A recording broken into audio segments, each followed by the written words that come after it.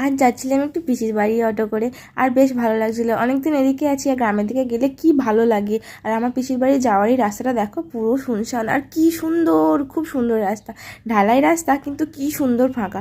তারপরে মাঠ দিয়ে যাচ্ছি, আর এই সময় মাঠ থেকে এই যে শাপলা ফুল ফুটেছে, আর একদিকে ধান কাটা হচ্ছে, ধান কাটার সময় হয়ে গেছে, কিছু কিছু জায়গায় ধানও কাটা হচ্ছে, আবার কিছু কিছু জায়গায় নতুন ধান পোতা হচ্ছে। তারপরে যারা এই বাঁশের শাকও দেখেছো, তাদের মনে আছে জানি না, তবে বাঁশের শাকও একটা ছোটো মতো ছিল, সেটাই তোমাদেরকে ভিডিও করে দেখালাম। আর মাঠের একদিকে বেশ কয়েকটা মহিলা কাজ করছিল মাঠে। তারপরে দেখতে দেখতে পিসির বাড়িতে চলে এসেছিলাম। প্রথমে পিসি, তার পিসির বাড়িতে একটা বিড়াল ছিল, তাকেও দেখালাম তোমাদের। তারপর এটা বৌদি, আর বৌদির পরে এটা বৌদির বৌমা।